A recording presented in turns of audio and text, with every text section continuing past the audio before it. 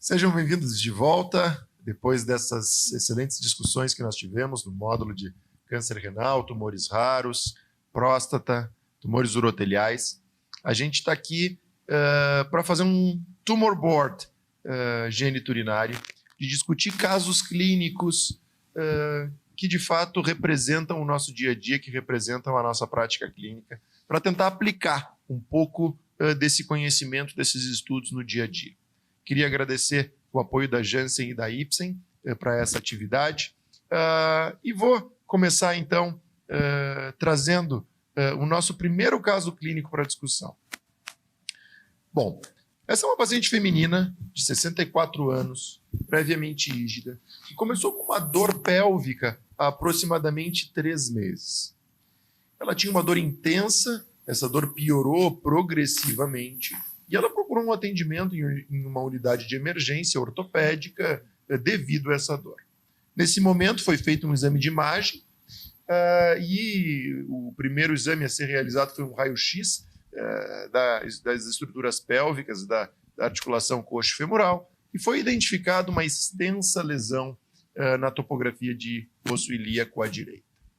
Essa paciente, então, acabou passando por uma investigação mais detalhada, né? E aqui a gente pode observar a ressonância que essa paciente fez dessa região. Nós temos uma lesão extensa, uma lesão com comprometimento importante de tecidos moles, destruição óssea. Essa lesão invadia a cápsula articular, então uma lesão de fato bastante extensa e determinando sintomas muito significativos. O prosseguimento da investigação dessa paciente mostrou que ela tinha uma lesão renal à direita, uma lesão heterogênea, uma lesão bastante sugestiva de um processo neoplásico primário do rim e algumas lesões pulmonares. Então ela tinha nódulos pulmonares difusos, não eram nódulos de grande volume, mas eram múltiplos e bilaterais e algumas lesões pleurais. E desta forma, esta paciente então chega ao consultório de um oncologista que recomenda uma biópsia da lesão óssea. Ela faz então uma biópsia guiada por imagem, uma biópsia guiada por tomografia, e o diagnóstico anatomopatológico vem um carcinoma renal de células claras de alto grau. A avaliação laboratorial dessa paciente não tinha alterações significativas, com exceção de uma anemia, uma hemoglobina de 11,3, o que de alguma forma, se eu faço um sumário desta apresentação clínica, determina então um caso de um carcinoma renal de células claras, metastático ao diagnóstico, com lesões ósseas sintomáticas, lesões pulmonares, lesões pleurais, e essa paciente então foi classificada como um risco intermediário pelos critérios do IMDC, com 2 fatores prognósticos adversos. Bom, essa paciente está na frente de vocês, no consultório, buscando uma segunda opinião de como enfrentar e como deve ser o tratamento a partir de agora. Primeira pergunta que eu vou fazer, eu vou começar pelo meu amigo Sassi, lá na outra ponta. Sassi, tu recomendaria uma nefrectomia radical, ou tu recomendaria a remoção do tumor primário dessa paciente, ou tu faria o que foi feito aqui, uma biópsia, né, para confirmar o diagnóstico? Então, frente a uma situação clínica como essa, né, e antes de a gente falar em tratamento, eu vou falar das questões diagnósticas, tu faria algo diferente nesta condução, ou tu está de acordo com o que foi feito? Bom, eu faria o que foi feito. É que geralmente esse paciente não chega dessa forma para o oncologista, né? A jornada do paciente é diferente. Geralmente esse paciente vem encaminhado do urologista. Então, se o ortopedista fez o diagnóstico, viu uma lesão no rim, a conduta habitual da maioria dos serviços é pedir a opinião do urologista primeiro, antes do oncologista. Então, normalmente, isso eu acho... Talvez a gente precise discutir se há oportunidade de mudança, se é melhor a mudança ou não também, mas normalmente o paciente já vem operado, né? O paciente vem nefrectomizado, a paciente viria. Mas a minha recomendação pessoal, nesse caso especificamente, é buscando o início do tratamento sistêmico o mais rápido possível, por conta dos sintomas principalmente não decorrentes do tumor primário, eu recomendaria fazer a biópsia e seguir com o tratamento sistêmico, deixando uma potencial nefrectomia de salvamento em algum momento eventual futuro. Alguém da mesa recomendaria nefrectomia citorredutora para um paciente como esse? Que eventualmente, embora a história natural realmente seja o urologista receber esse caso, eventualmente, numa tomada de decisão, o oncologista é colocado para uma segunda opinião, né? Então, eu imagino essa paciente chegando no uro, o uro falando, a primeira conduta é remover o seu rim, mas o problema dela é a dor, né? E eu imagino que nesse caso não haja sintomas urinários muito importantes, hematúria franca ou etc, ou mesmo dor no flanco, né? Então, acho que esse cenário pode gerar uma dúvida por parte dela e da família, levando uma consulta de segunda opinião com o oncologista. Dito isso, o oncologista aqui, eu acho que ele é extremamente importante contextualizar dois estudos, inicialmente o Surtime e secundariamente o Carmino. E depois desses anos de dados digeridos e atualizados, eu acho que o que a gente tem na prática é o seguinte: para pacientes de baixo risco, é razoável fazer uma cirurgia, e porque a gente sabe que esse benefício ele pode se estender ao longo de muitos anos. Para pacientes de alto risco, o contrário, a gente sabe que o papel está muito relevante para nós de tratamento sistêmico. Só que essa paciente está no meio das duas situações. Ela é um risco intermediário com sintomas, né? Então, a tomada de decisão aqui é uma tomada de decisão que pode ser feita, inclusive, no âmbito multidisciplinar, né?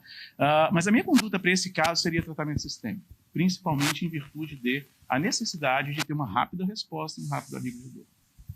Excelente. Andrei, como é que tu trata essa paciente? O que tu vai dizer para ela e o que tu vai recomendar de tratamento para essa paciente? Deixou a parte mais fácil para mim, né?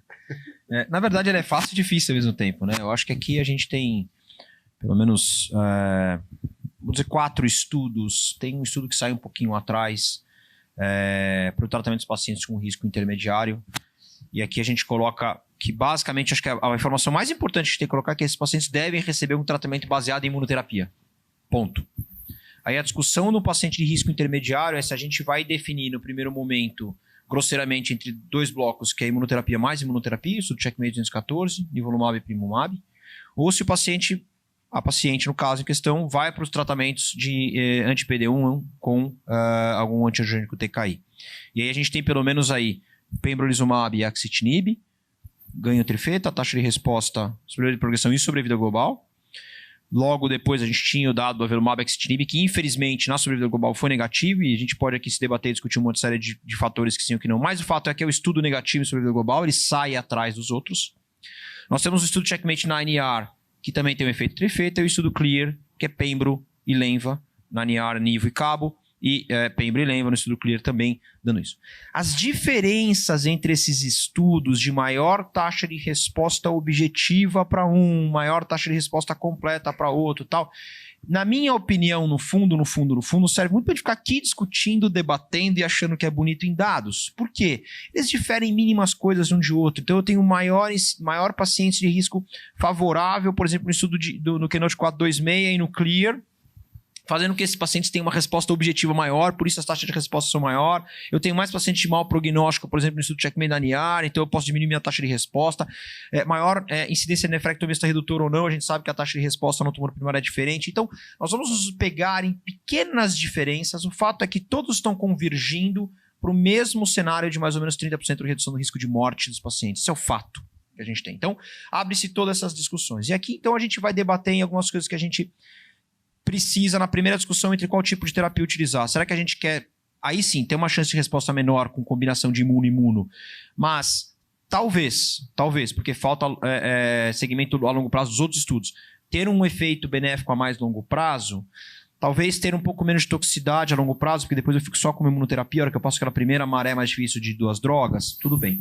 Se eu for para o outro lado, eu posso ter uma taxa de resposta mais rápida, eu posso melhorar o paciente mais rapidamente, eu posso ter uma chance maior de redução de tumor, e a gente ainda não tem a evidência clara de todos esses estudos, porque eles são um follow-up menor do que o Checkmate 214, se realmente aqueles 30% de pacientes não vão progredir. O que está mais perto é o 426, aparentemente está muito parecido que os pacientes vão ficar naquele platô. Mas temos as toxicidades, e querendo ou não, para em 2 anos o pembro, mas não para o TKI, que é o pior para toxicidade, por exemplo. Então a gente vai se apegar em outras coisas: custo e qualidade de vida. E aqui a gente coloca assim, talvez o único estudo que tem um benefício objetivo em qualidade de vida é a combinação de imuno com imuno. A gente consegue ver que aumenta a qualidade de vida, na verdade, os pacientes fazem combinação. E a gente tem o estudo de cabo e nivo, que na verdade ele também dá uma melhor qualidade de vida, mas é importante só a gente comentar que na verdade ele não dá um ganho objetivo. Ele, na verdade, ele deteriora muito menos a qualidade de vida com quem faz a combinação versus quem faz o sunitinib, e isso dá uma diferença de qualidade de vida, mas eu diria que, na verdade, não é que é uma melhora em si. Então, pequena diferença. Agora, nós vamos cair na mesma dificuldade, eu quero já passar para os outros colegas, que é avaliações em tempos diferentes, instrumentos diferentes de avaliação de qualidade de vida, e isso abre uma série de discussões se realmente a gente pode comparar também qualidade de vida como desfecho. Eu quero deixar aqui para o resto das discussões. Adriano, o Andrei achou que eu tinha feito a pergunta mais difícil para ele, comentou sobre todos os estudos, mas a paciente está na nossa frente, a gente tem que recomendar algo para ela, né? E acho que o Andrei fez um super resumo das opções que a gente tem, mas o que tu utiliza na tua prática clínica como fatores que te levam a escolher uma dessas combinações? Porque no final do dia a gente tem que escolher um. Né? E quais são os critérios hoje que fazem com que tu diga, olha, eu vou recomendar ipinivo, vou recomendar pembroax ou cabo-nivo ou lenva-pembro. Como é que tu faz essa decisão? Eu acho que essa paciente especificamente, antes de mais nada, a gente precisa controlar o sintoma dela, né? Então, como o Igor falou, a queixa dela é a dor. Então, a primeira coisa é direcionar o tratamento local do quadril. Então, e aqui eu estou falando de fazer ou não radioterapia, conversar com o ortopedista para ver se existe a necessidade ou não de fixação. Eu tive um paciente muito semelhante esses dias, que ele chegou no consultório de cadeira de roda porque ele não conseguia pôr a perna no chão por causa de uma lesão extensa na bacia. Então, acho que antes de mais nada é importante ter essa discussão multidisciplinar até com outras especialidades, ortopedia, a radio-oncologia. E talvez até a questão da radioterapia seja benéfico, né? E assim, eu não sou grande que acredita tanto assim no efeito episcopal, mas eventualmente a radioterapia pode sim contribuir com a sensibilidade à imunoterapia. Como o Andrei disse, todos os tratamentos vão impor imunoterapia nesse paciente.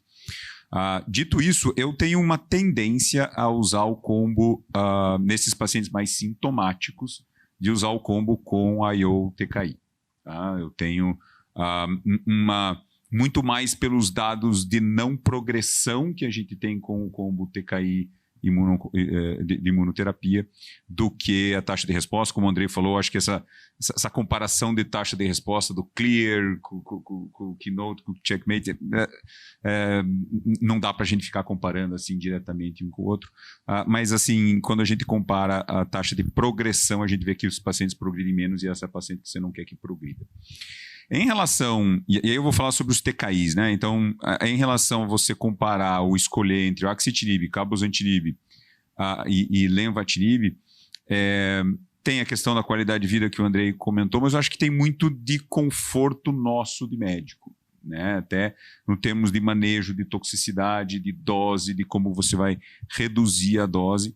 E aí a questão de acesso. Né? Então hoje, infelizmente, a gente não tem acesso a nenhuma das três. Né? Esses dias eu discuti com o plano de saúde que no fundo o axitinib não está no rol, o cabozantinib não está no rol para a primeira linha e o lenvatinib nem aprovado na Anvisa ainda está. Mas pessoalmente eu tenho tido ultimamente uma experiência razoável na combinação de cabozantinib com nivolumab. Então eu tenho dado um pouco preferência para essa combinação, tem ficado a minha rotina dentro da clínica. E eu acho que muitos dos oncologistas vão ter a sua preferência pessoal até no sequenciamento posterior desses pacientes. Excelente. Eu acabo achando que o acesso, sem dúvida, vai ser um fator fundamental aqui, né? Considerando a semelhança dos estudos, como o Andrei e tu acabou de pontuar. Então, eu acho que acesso vai ser uma ferramenta de fato definidora. Sabino?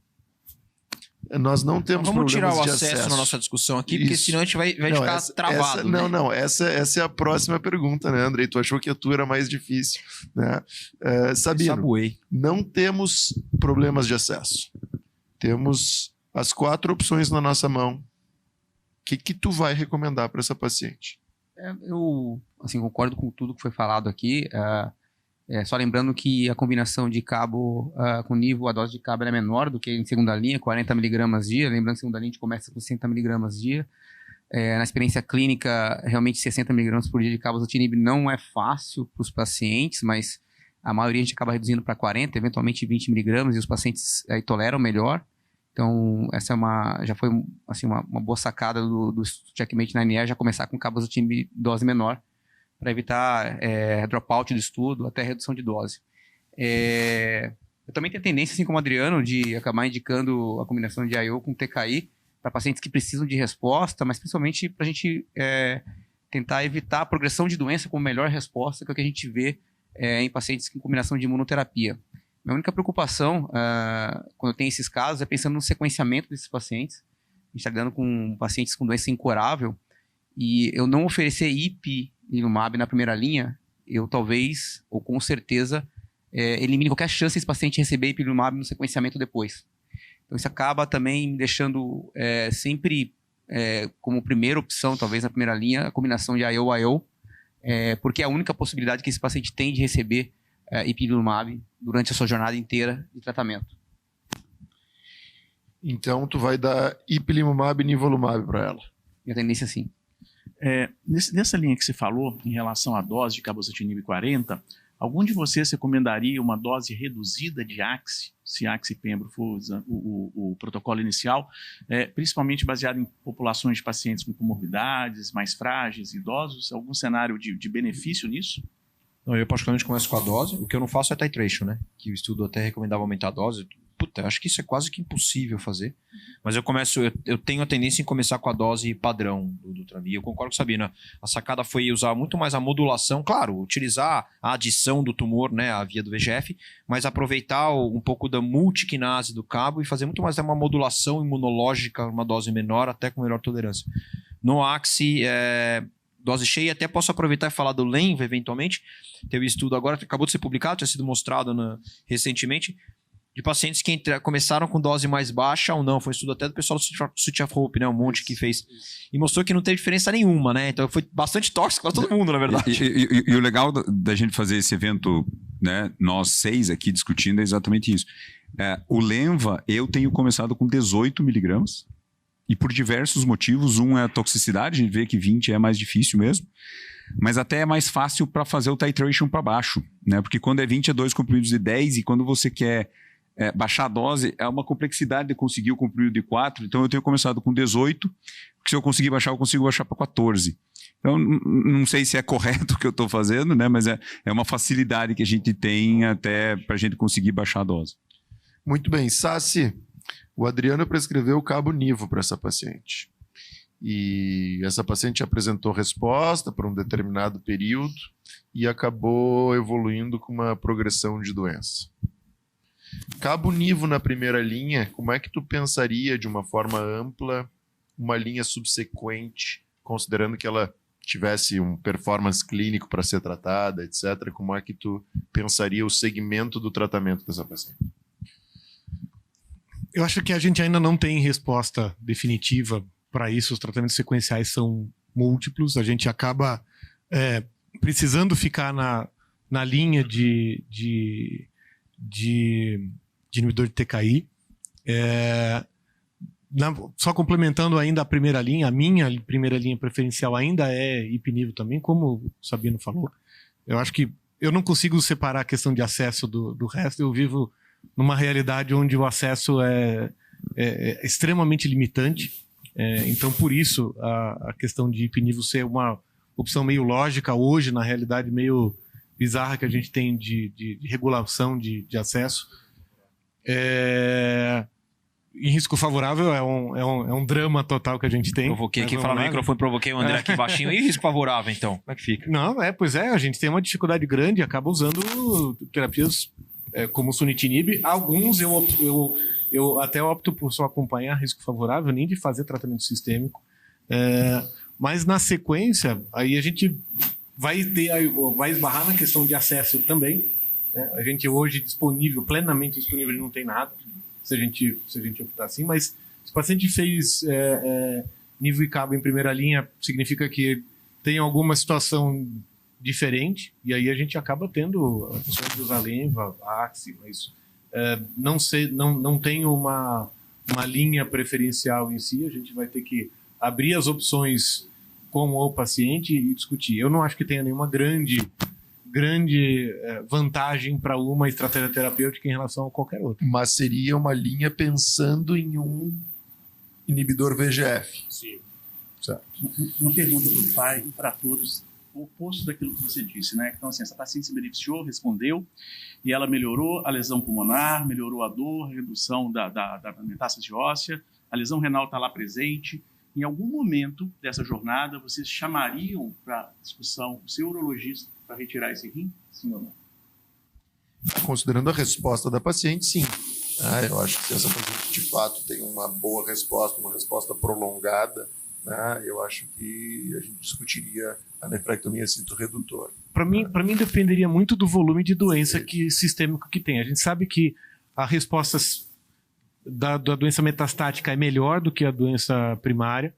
Então, se ela tiver uma grande redução de volume de doença e sobrar um volume significativo do tumor primário, a opinião, né, a gente não tem evidência para isso, mas a minha opinião é que aí valeria a pena ter algum intervalo. E eu acho que aí até a própria questão da imunoterapia, para mim fica mais fácil encontrar uma janela de oportunidade para fazer a nefrectomia do que quando usa algum inibidor de VEGF. Só queria falar que essa pergunta que eu fiz é muito importante, eu tenderia sim, mesmo com pouca resposta, tá? Lembrando que o dado do Carmena, existe 18% dos pacientes que não deveriam fazer nefrectomia, era o braço de sunitinib isolado, que fizeram nefrectomia, e desses pacientes 80% fez por intenção citorredutora. Porque muita gente fala, não, fez porque complicou, fez higiênica, não. 80% dos 18% fez com opção citorredutora. Claro, o André tampa o ouvido, mas nessa população, quando feito uma análise pós-ROC, a sobrevida mediana foi de 15 para 48 meses. Né? Sem contar que o próprio dado do estudo CERTAM mostrou que a nefrectomia feita a posteriori, apesar de não ter poder estatístico, o próprio estudo diz, porque eles até mudaram a endpoint primário, né, para RPFS na semana 24, também nos leva a um ganho de sobrevida global numérico, não dá nem para fazer cálculo estatístico, mas numérico é melhor para esses pacientes. Então sim, eu consideraria com certeza, mesmo o paciente não teve grandes respostas, até porque essa paciente não tinha um volume enorme, gente, era uma outra lesão pulmonar, ela tinha uma lesão óssea já tratada e irradiada e tinha uma lesão renal que não é desprezível, tá?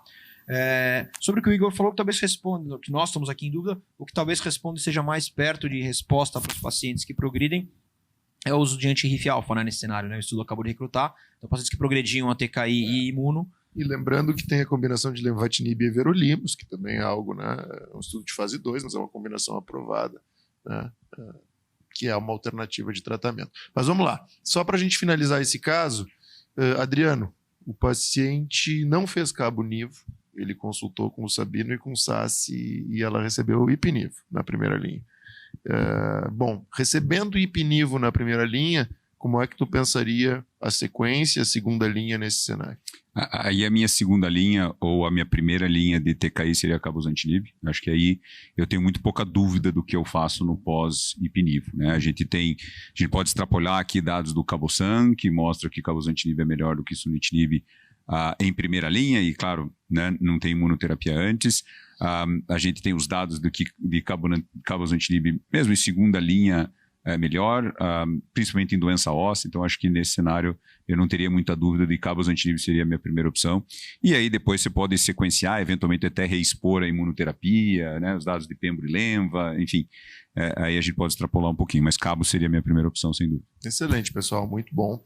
Né? Só para dar um follow-up rápido, essa paciente iniciou tratamento com ipilimumab e nivolumab, né, por questões de acesso, era o que de fato tinha disponível, e fez radioterapia da lesão óssea, da lesão pélvica, E encontra-se em tratamento com uma dor controlada, né, e a gente ainda não tem um dado de segmento longo para definir. Chegou em radial, não? Com ou Sim. sem nefré agora? Sem nefrectomia. Mas tem pouco tempo de tratamento. Pouco tempo de tratamento. Você né? tá pensando em? Não, ela não tem uma reavaliação de resposta. Mas se tiver então, uma doença estável... eu acho que se ela Agora, tiver depois uma da nossa resposta discussão, ele se animou de mandar para eu acho que se ela tiver uma resposta significativa, sem dúvida, a É um nefrectomia. bom tumor board esse. E uma coisa que a gente não falou, e só para o telespectador lembrar, é importante ter imagem do sistema nervoso central numa paciente dessa, né? Principalmente pensando em nefrectomia, é importante você ter certeza que não tem nada do sistema Uma pergunta, nervoso central. e para todo paciente que vai entrar em TKI, você pede?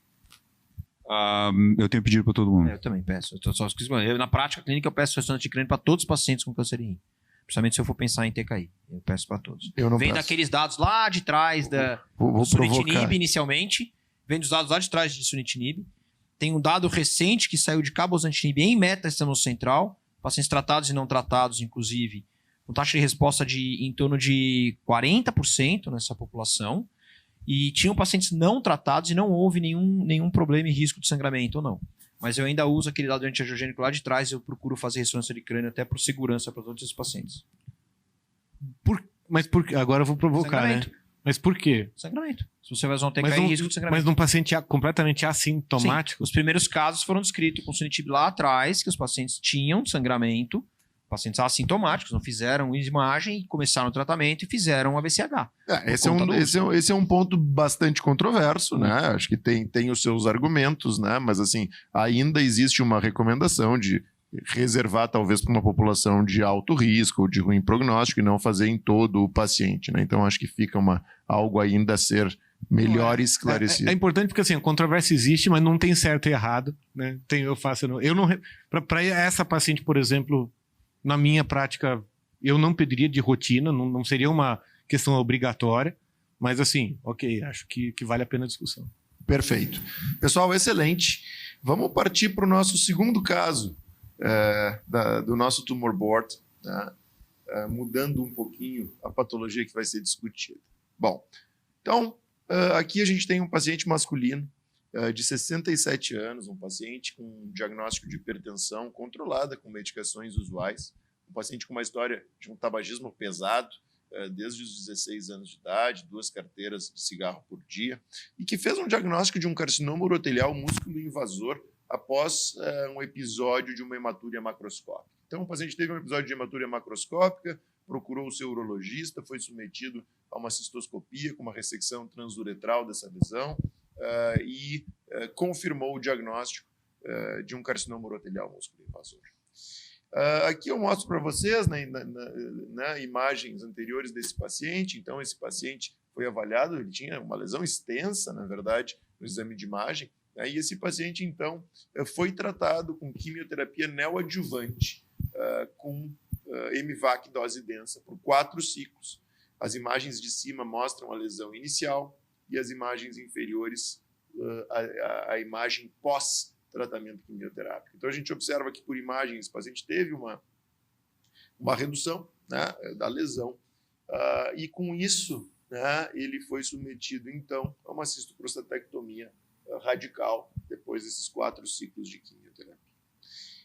E o anátomo patológico definitivo confirmou um carcinoma urotelial de alto grau residual, onde o estadiamento patológico ficou como sendo um PT2-PN0M0. Então, um paciente sem gânglio comprometido, esses gânglios não eram visíveis também clinicamente ao diagnóstico. E esse paciente ficou em segmento depois desse tratamento. Mas aqui eu vou fazer a minha primeira intervenção. Igor, vamos começar por esse lado agora. Esse paciente chega no teu consultório, então, depois de um tratamento neoadjuvante, 4 ciclos de dose densa MVAC, teve uma resposta, mas ainda com doença residual pós uma cistectomia radical, né? Tu recomendaria algum tratamento adicional para esse paciente ou tu concorda com a recomendação de segmento que foi dada a esse paciente? Eu acho que o que é mais importante é, de fato, você estar bem atualizado com dados que, eventualmente, poderiam mudar a sua prática. Eu acho que esse é um paciente que a gente precisa agora definir se 4 ou 6 ciclos de quimioterapia neoadjuvante é apropriado para ele. Então, acho que esse é o primeiro ponto que a gente pode abrir essa discussão, baseado no estudo fase 3. Né? E se eu daria, então, Emivac dose dense, como foi feito, eu daria Gensis. Eu acho que essa tomada de decisão também é uma coisa importante. Na minha prática, eu tendo a fazer Emivac dose dense. É difícil fazer 6 ciclos de tratamento com Emivac dose dense. Isso é uma coisa que realmente é penosa para o paciente. Bom, esse paciente, então, ele fez o padrão, foi operado e mesmo assim teve doença residual, é um YPT2, né? Um YPT2 N0, M0. Esse paciente, ele está representado no estudo do nivolumab adjuvante, né? Então, tiveram uma população de pacientes que fizeram quimio prévia e que eram YPT2 e que eventualmente foram encaminhados para tratamento adjuvante. Eu acho que essa é uma tomada de decisão, porque na prática clínica, embora sem dados robustos em termos de sobrevida global, isso é algo que precisa ser considerado. Incomoda muito essa paciente, porque é uma população de um alto risco de recidiva sistêmica, né? Embora não tenha comprovadamente linfonodos positivos nessa amostra e nem na imagem, é uma paciente que realmente ela tem um risco no primeiro ano, pós-cistectomia, de falha sistêmica, principalmente pulmonar. Então incomoda na prática, tá? Eu sei que esses dados ainda não estão completamente claros para nós não temos aprovação pela Anvisa ainda, nós não temos, de nível adjuvante nesse cenário. Né, mas essa é uma consideração que a gente precisa ter. Então, acho que é isso. Assim, na neoadjuvância, 4 versus 6 ciclos hoje parece ser melhor. Esses pacientes operados e que não têm resposta patológica completa, eles tendem a ir pior. Então, considerar alguma coisa é interessante, sim, sistemicamente, nenhum papel para radioterapia aqui. Sabino, daria nivolumab para esse paciente ou faria segmento? Bom, concordo com o Igor que a discussão tem que ser feita com o paciente. É importante a gente lembrar que, apesar do estudo Checkmate com nivolumab adjuvante ter sido positivo, a gente tem um estudo anterior com a atezolizumab que é negativo. Então, a gente tem um dado de estudo fase 3 positivo, um dado de estudo fase 3 negativo. A gente tem um estudo em andamento, que é o Ambassador, avaliando pembrolizumab, nesse mesmo população, também no cenário adjuvante, que talvez para a gente pode ser o fiel da balança aí, entre realmente ter um benefício de sobrevida livre de progressão, né, ou não ter o benefício. Diante do estudo positivo e o negativo, a gente não tem um nível de evidência, eu me sinto confortável em observar esse paciente. Tá? Eu acho que uma outra discussão que se pode ter aqui é que como esse paciente tem uma chance de recorrência, se vale a pena já se fazer algum tipo de teste molecular já nesse material, pensando numa recidiva e você começar a programar a sua sequência de tratamento, ou se a gente esperaria para fazer esse teste se o paciente recidivasse. Faria agora ou esperaria? Eu, sem linfonodo positivo, em sendo menor que um T3, eu esperaria. Andrei, concorda? Vou falar de biomarcador, então eu vou dar um passo antes só da adjuvância, que também a gente está aprendendo, que eu acho um dado legal para ficar antenado, foi a análise do estudo InVigor 010, que o Sabino bem comentou, da atezolizumab negativo, mas os pacientes que tinham ctDNA positivo depois ou não, aí sim, esses pacientes tiveram ctDNA positivo, tiveram benefício e já tem o estudo agora randomizando, inclusive pacientes que ou são positivos após a cistectomia ou até 9 meses depois positivo, um ctDNA são randomizados para atezolizumab ou placebo. Aí um dado interessante, a gente tem que ficar atento a isso, vai talvez selecionar melhor, não sei se é a melhor terapia para adjuvante, mas talvez o melhor paciente, porque é o que tem risco de recidiva. Então só ficar com esse dado. Esse é um excelente comentário. Eu em geral testo já. Eu já testo logo esse paciente, eu não espero. No material pré-químio ou pós-químio? Eu tenho que... O que eu quero? Eu quero pegada de material invasivo, músculo invasivo. Isso é o mais importante. Acho que o ponto mais importante aqui é a testagem no material músculo invasivo. É muito diferente você testar... na verdade, você não deve testar no superficial, a incidência é maior. A gente tem vários estudos mostrando que é muito diferente a testagem no superficial versus a doença invasiva versus o linfonodo, tá? Mas a doença invasiva linfonodo tem uma correlação muito grande, na verdade, do que representa a doença sistêmica dos pacientes. Apesar de ser um pouquinho maior, quando você, por exemplo, biopsia um linfonodo, avalia um linfonodo, você já pode testar desde o início esse paciente. Eu particularmente acho que é um paciente de prognóstico ruim. O Igor comentou muito bem, paciente com doença residual, paciente com aquela doença inicial que tinha, deve recidivar rápido. Eu não gostaria de esperar, de repente ter meu tecido arquivado num lugar que não é bom. Eu já testaria logo. O que precisa testar? Talvez seja a próxima pergunta. Hoje... para mudança de conduta, FGFR. PDL1 não é outra coisa. Adriano, eu gostei da tua pergunta. Explica pra gente, tu faria isso no tecido da RTU prévia? Tu faria isso no material pós-cistectomia? Então, a gente não tem esses dados, né, exatos de saber qual o material.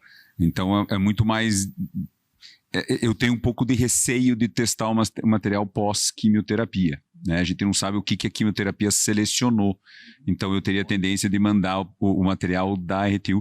Eu acho que isso é uma pergunta muito prática, que no fundo, todo mundo tem dúvida. Né? Eu não estou te dizendo que eu tenho absoluta certeza que tem que ser o primeiro material, mas eu mandaria o primeiro material se eu fosse mandar agora. Né? Desde que seja o invasivo. Claro, desde que seja invasivo, concordo com você. Isso a gente tem dados, né, André? Então, isso a gente tem dados de que o material invasivo é o que tem que ser testado. A pergunta é se vai o antes de quimio ou depois de quimio, ou até se você espera ele fazer a metástase, né? A questão de esperar a metástase é o medo de repente, você correr atrás, perder o material, qualidade. Perder tempo e tal, enfim. Tem. Bom, pessoal, esse paciente não foi testado nesse momento, né? Ele, de fato, não recebeu a imunoterapia adjuvante, ele ficou em segmento. É um paciente um pouco mais antigo e ele ficou, de fato, num acompanhamento. E a primeira reavaliação dele por imagem, então a gente está falando aqui aproximadamente 5 meses após o tratamento cirúrgico, vocês conseguem observar, né, que esse paciente fez um Bricker, né, e ele acabou fazendo um PET-CT como avaliação, porque ele tinha uma queixa de um emagrecimento, tinha uma deterioração clínica, e ele acabou fazendo esse PET-CT. Mas o que a gente pode ver aqui é que no intervalo, né, curto, numa primeira reavaliação por imagem após tratamento, ele, né, se apresenta com doença metastática, né, lesões hepáticas, eram lesões volumosas, né, e ele tinha também uma recorrência em alguns linfonodos pélvicos, vocês podem observar ali em fossa ilíaca esquerda, ele tinha alguns gânglios ali bastante sugestivos de uma recorrência também linfonodal. Sassi, esse paciente fez esse exame de imagem, acabou querendo trocar de médico e te procurou em Campinas. Neste momento, o que tu faria com esse paciente?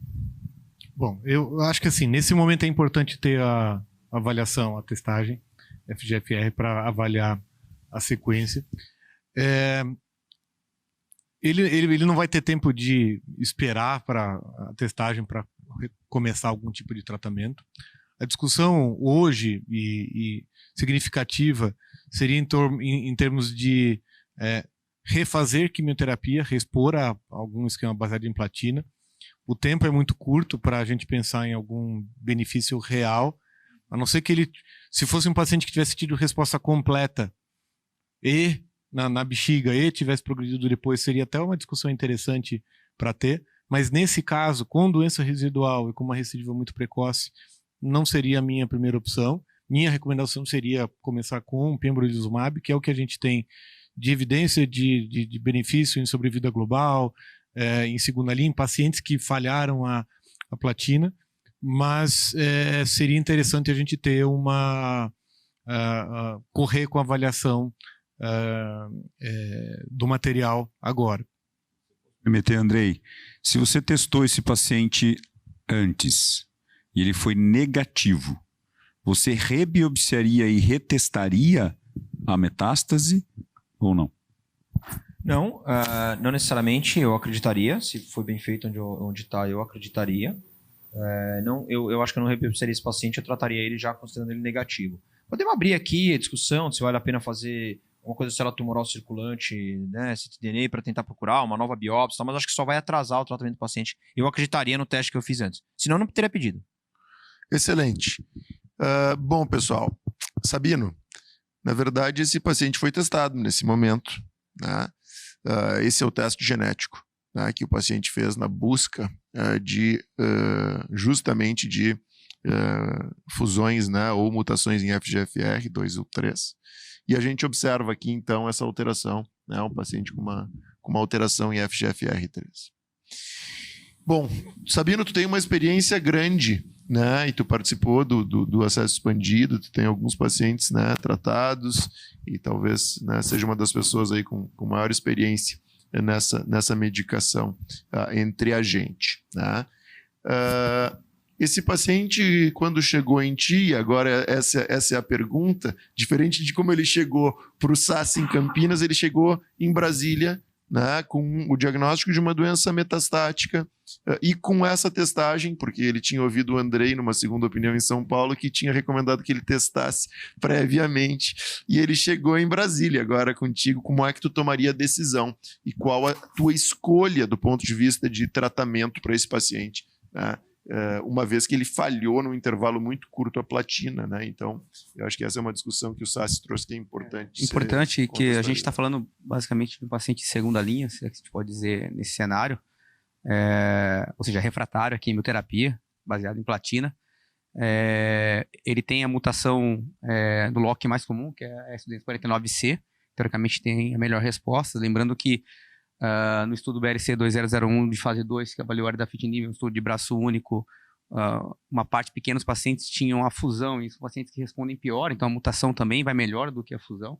Então esse é o tipo de paciente que a gente procura, e é o tipo do paciente que realmente a gente espera que tenha uma boa resposta com a erdafitinib, né? Então a opção para esse paciente claramente fica sendo erdafitinib, frente à imunoterapia, pelo simples motivo que a imunoterapia, o que me preocupa bastante é a taxa de progressão de doença como melhor resposta. Metade do paciente, tanto com pembro, com atezolizumab, metade dos pacientes tem progressão de doença como melhor resposta na primeira avaliação.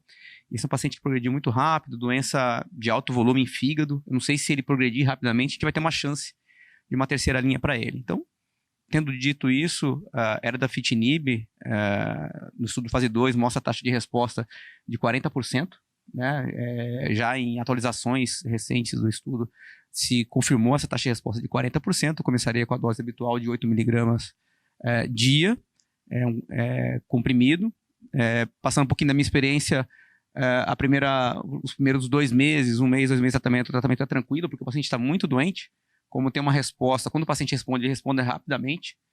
Nas primeiras 2 semanas de tratamento, o paciente responde bem, então ele tem um benefício clínico importante. Eu acho a grande dificuldade do erdafitinib, que eu até converso também com o pessoal da Janssen, da companhia, é a toxicidade crônica, que é característica do TKI.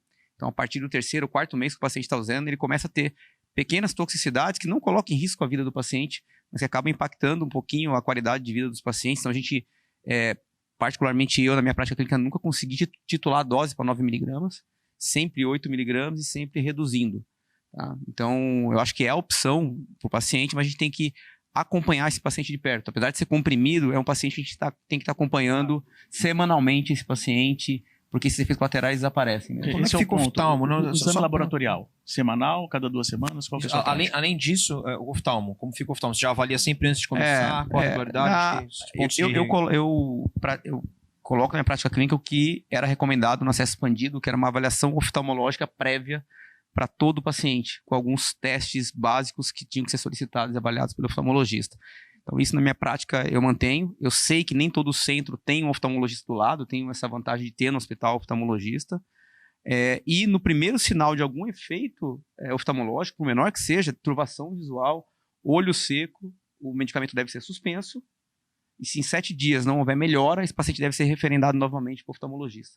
Se houver melhora, você pode retomar com a mesma dose. Então, essa é a recomendação para alguma alteração oftalmológica, que é o que a gente tem mais receio de efeito colateral um pouquinho mais grave. Aproveitando, eu sei que eu ia perguntar da fosfatemia para subir, mas a dose ou não, mas eu acho que do oftalmo legal, você faz o teste de Halley no consultório, porque você pode baixar a imagem na internet e pedir para o paciente ver toda a consulta. Você usa isso, pelo menos, triagem junto com olho seco e outras queixas, turvação ou não? Não faço nenhum teste, a não ser questionamento do paciente de sintomatologia. Não faço o teste de Halley, não faço.